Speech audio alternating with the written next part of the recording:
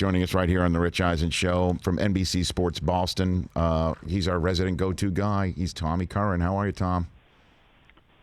Was it a 5.98? I mean, everyone knows you run, and we appreciate that. But Yes. I think sometimes we lose track of the number. Yes, it was 5.98. That's at least a half-second improvement from the initial run, right? I will tell you this, Tom. I was timed based on good fortune by three individuals.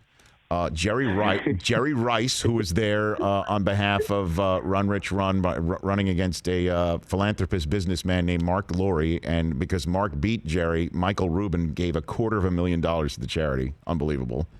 Two, George Kittle, out of the goodness of his heart, took some of his time and came in. And then Vaughn, an 8-year-old boy from St. Jude, who I think started his stopwatch the minute I walked up to the line, because his time was more like a gymnastics score than anything else, like 9.5. So we took George's time, which may have been very, very friendly. I don't know, but I'll take it. 5.98. Yeah, there's no reason to do what you just did at all. I have no idea why. I mean, I don't. What would you do that for? I don't know, man. Yeah, it's at least. I mean, we raised a ton of money, Tom. A lot of guys helped, but yeah, 5.98. Yes, that's Can you true. believe it? I know. Thanks for doing it, Tom. I appreciate it. Hey, look, what happened with Brady and Belichick this week? Walk me through your reporting, if you don't mind, sir. Sure. Excuse me. They spoke. There seems to be some discrepancy between myself and Adam Schefter as to which day that happened, but Yes. That's less important than the fact that they did speak. And it wasn't a productive conversation, as it was termed to me. Bill acted as if Tom was still under contract to the team, which technically he is, but this notion of business as usual and not treating it any differently is a bad idea. What do you juncture with Brady? What do you mean by that? Business as usual, like that? Hey, we've done this for 20 years. We're going to keep doing it my way. Is that the way? I'm trying to read it. Read in there. I am too, because again, I'm marrying it with Adam's tweet on the topic, which I'm sure was. It certainly came after ours, and I'm sure it was in response to, and coming from a different side of the operation. So business as usual. If the Patriots are of a mind that that's a great way to operate right now, I think they're missing the point. Business as usual after 20 years, when the guy has been irritated about his contract and looking for a new one since 2017 and requested his free agent status last August because he was kind of fed up.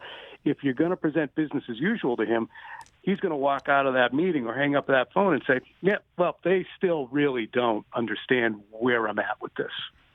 So what does... Let's get right into this here. Is Tom pissed? Is Tom pissed at the Patriots? Is he pissed? Is that? I mean, that's ongoing agitation. Just ongoing agitation. Well, what's the agitation about? What is he agitated about? Like, what would be the source of it? That's a great question. It's funny because someone said, Dale Arnold said on the radio the other day, I still don't understand what Tom's motivation is here. Is it money? Is it? And I said, Dale, if you don't know what his motivation is, we've done a terrible job. Tom Brady feels as if he's a stopgap. Tom Brady feels as if he's been trying to be replaced since 2014 when they drafted Garoppolo. He beat that challenge back. He wanted a contract that took him through his stated desire to play until at least 43, and the Patriots resisted that. They gave him a contract with incentives he had no shot at reaching. He failed to reach all of them. This past year, he was expecting a 2-year, $25 million a year deal, similar to Drew Brees. He didn't get that. And after that, he said, you know what? I'm not going to do this anymore.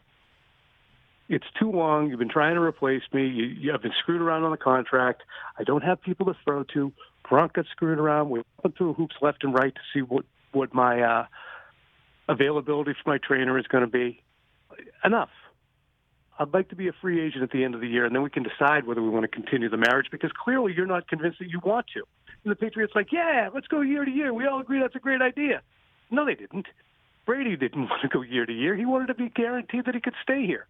That's why we are where we are. That's why there's agitation and irritation. And he knows that Bill's not going to pay him $27, $28, $29 million and carry a cap hit along with it. It's not going to happen. That's why the house went on the market. That's why the family's moved to New York. That's why he's divested himself of, regular, on-the-clock scheduled best buddies involvement this summer. That's why any number of things have happened. That's why it's out there that he is on the cusp of leaving. He's going to listen to them. He wants to listen to them. He wants to do them that solid because he believes that's what it's about. I had a quote earlier this year. It's just not who he is. He's got an attachment here. And the Patriots want to keep him around, but they're not entering the foray to keep him around, at least so far. And again, it's March 5th, not March 15th. But they didn't enter into it with frothing at the mouth about keeping him. Tom Curran, NBC Sports Boston, Patriots insider, right here on the Rich Eisen Show. Let's talk about the Robert Kraft of it all. When does he step in and make a pitch, make a play, make a stop, make a save, however you want to put it? Great. What do you think? Great question. Robert Kraft can only go so far. He can't take them together and, like a couple of kids, get in a squabble in the playground, make them shake hands and be friends. If there is a gap to be bridged, my understanding is I've been told that Robert Kraft will do that. And I've written that. The Patriots will extend themselves to get it done. But if it's not a gap but a chasm, there's really very little he can do. So if Tom's intimations that, look, I'm looking all over the place, and that all the intimations are accurate, that all these places are interested, which I do know they are correct, and the Patriots are selling out, and Bill's like, look, if he wants to go someplace else, Robert, we got to do what we got to do. We got to do what has gotten us here in terms of value, in terms of understanding what the economics of it are, in terms of this being a 43-year-old. Now he wants to go 2 years when we've been year to year every other year. Does that make sense to you? Then Robert Kraft is going to say, look, I did everything I could. And that's one interesting thing to keep in mind, Rich. In 2013, they signed him to a 6-year, $60 million extension. Kind of reasonable at the time. And Kraft told Peter King, I wanted to do something elegant. I thought like a fan with this because I never wanted to see Tom play someplace else. In Robert's mind, he feels he's already done everything he could do to make sure Tom Brady retired a Patriot. He didn't only do that contract; he gave him another extension. No, he did not. But they've given him the raise this past year. But he feels rightly that, look, if this guy's going to play until 43, he's in uncharted territory, and there's a point at which we have to say, we tried to make it happen this way, but it's gotten too untenable to make it happen without mortgaging our future. Okay. Tom Curran here on the Rich Eisen Show. Let's talk about the possibilities of where he might land. What are Tom's criteria as to where he might land based on what you understand, Tom? Sense of comfort, sense of ability that he's going to win. He's going to be in a situation where the team is championship competitive, and he likes the place where it is. I think there's probably, with some teams, a disconnect between, and I trust implicitly Jeff Darlington's reporting on this because he's not only talked to sides involved, the principals, he also noted that he's spoken to 8 executives from different teams about their interest and levels of interest that it exists. But there's a gap between the places Tom would like to go and the way that list looks and the way the teams who would be interested in him shake out. And I think that's interesting. For instance, I mentioned earlier this week the 49ers. I believe that would be Tom Brady's number one destination. They have so much to work through. Do you walk the plank with Jimmy because you feel as if he's good, but he's not great? There's things we could do better. He's got a favorable contract, though.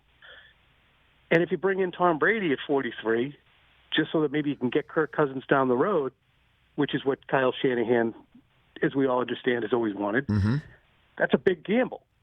Meanwhile, I don't know if Jimmy even lands back out here if he's a free agent because he's been released. But that's another story. So the Niners would be number one. Then I think Tennessee. And if the Patriots fit in there somewhere. And then you have a collection of teams who will be interested in Brady, who it would take some convincing to get him there. That would be the Colts, which I'm hearing exist, even though we've been told that they do not, the Raiders, the Chargers, the Dolphins. and the Bucks would fall into that next tier of teams. And I think with the Bucks, excuse me, with all of these teams, with the Raiders, the Colts, and certainly the 49ers, all of them need to have plausible deniability in case they don't get Brady, that they were never really interested in the first place because they have quarterbacks on the roster. Right. So they can basically say, let's just go as planned here when Tom chooses somewhere else. That's why everybody's not really declaring their hand. And as you point out, we're about 10 days from this thing truly heating up, or maybe even later than that. Tom Curran here on the Rich Eisen Show. Let's game out the 49ers thing for a second. Because, I don't think they'd release Jimmy. I mean, they'd trade him. And obviously teams would know that he would be on the block. And they could kind of, before pulling the trigger on Brady, make that deal. They have the same agent. Garoppolo does have 3 years of relative affordability right there in the mid-20s, and it doesn't cost much on the cap, 4 and change, to trade him. So it is all feasible. The question is, what would the Patriots want him back? Would they take him back? Is that something like Dion, when he was on NFL Network on Sunday and posited the same thing about the 49ers being the favorite and the best spot for him to go, doing a basketball sign and trade, essentially, and reversing the polarity on the deal that sent so much in motion leading to this point, right? So what do you think? That. Reversing the polarity, I like that. Yeah. Feel free to use it, Tom. Go for it. Sure. The timeline for me on this was, Dion saying that, and then Florio saying that, and I texted back and forth with Mike, and he mentions, the 49ers are real. So I was on with Adam Shine, and I mentioned 100. He asked me, where do you think Brady ends up? I said 50% New England, 50% Tennessee. Okay, there's your 100. For the hell of it, I threw out the Niners coming up hard on the outside. I was half joking. After saying that, I got at least a half dozen different people in the league, in the media, around it saying, do not back off of that. That's real. All I can establish, though, from myself and not secondhand media folk or people within the league is, one, that Tom Brady wants to go there, and two, that it is factual that there are limitations that Kyle Shanahan believes exist in Jimmy Garoppolo's game. Does he hate him? No. Does he think he can win with him? They just did. Would he entertain the idea of Brady? Would John Lynch? I don't know. I'm led to believe by people that will be the case. And so that's where the Niners come in. Unbelievable. I mean, this is just totally crazy talk. So game it out for me, last few minutes with Tom Curran here on the Rich Eisen Show. Timeline it for me. How does this go down, do you think? Yeah. What do you think? I found it interesting that in talking to Dana White yesterday, Brady mentioned, excuse me, that he would be leaving town with his family. I'm going to do a throat clear. You're getting in your 50s when you're starting to do that stuff. Go for it, Tom. Right. Nice. Yeah, just latent phlegm off for the audience, Rich. He said he was going to leave the area with his family, which on one hand, yeah, it's 2020. You can do it remotely. On the other, doesn't he want to sit with people?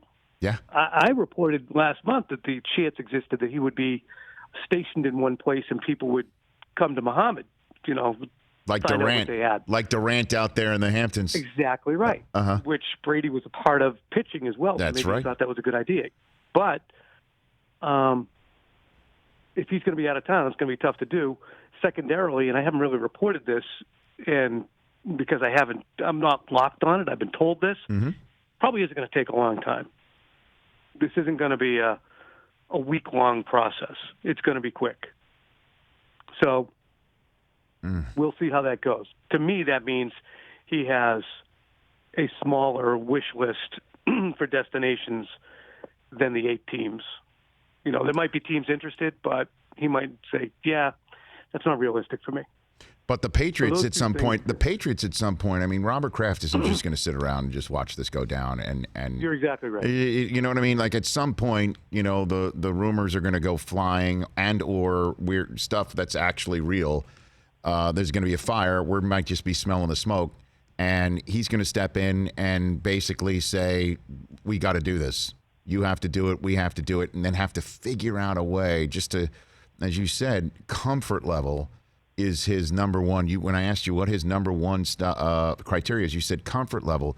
Whatever discomfort that might be going on for him to stay there based on he doesn't feel heard or he doesn't feel like he's been respected on the lifestyle that he requires within the building, to use the phrase, or say so that he thinks he has earned after 20 years.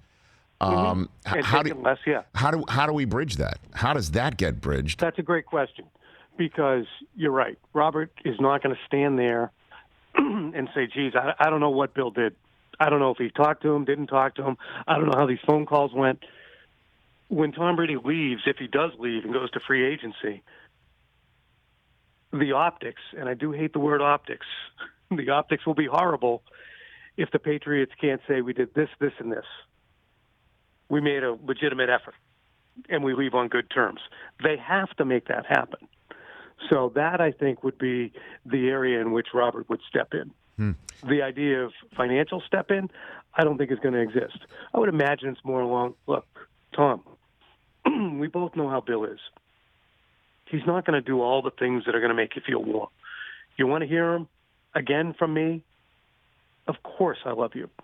And that's where it's interesting, too, Rich, is that Tom Brady's discontent is not just limited to Bill. He understands that over the course of his career, he's negotiated more contracts with Robert Kraft than he has with Bill Belichick. So when he looks at his contract and says, why don't I have a new one? He's not just looking at Bill. He's looking at Robert. He's looking at both. Yep. And Bill is being deferred to by Robert, which is fine. He's an employee. He's supposed to run the team. But that's the best summation I can give you right now. So Robert stepping in will be a stepping in to make sure that everything was done and love was expressed, and go fly, if you love somebody, set them free, will happen, but he will not want it to be contentious and ugly. Last one for you, Tom. What did you make of Antonio Brown saying Brady's told him, you're coming with me wherever I go? What did you make of that one? 100%. 100% accurate. Now, it is. Brady might be saying that to him because he likes him a lot and feels he was done wrong here in New England and wants to see him succeed and looks at what's happened since football was taken away and says, see, if you do that to somebody, this is what happens. But I don't think that Brady would hold his breath and say, this has to happen here. But I do know that Brady has maintained contact and support with Antonio Brown throughout. Huh. So you could scratch Raiders off the list if that's his opening demand. If it's contingent, if it's contingent upon Antonio Brown joining the team or an assurance that we'll look at Antonio if he's reinstated, then I would say scratch one Raiders. Tom, you're the best, man. Great chat. We're going to reach out to you again. This thing's only going to get hotter. Appreciate the time. Look for my. I need to lube up my throat better. You know what? Lozenge next time. If you want, we'll send you. That's going to be part of our new merchandising. Rich Eisen Show lozenges. We'll send you a few pack. Okay. I love that. I'll see you, buddy. Take care. We got a harumph out of Tom Curran at Tom. Thanks, Tom. Have a great day. Tom E. Thank you Curran again. on Twitter.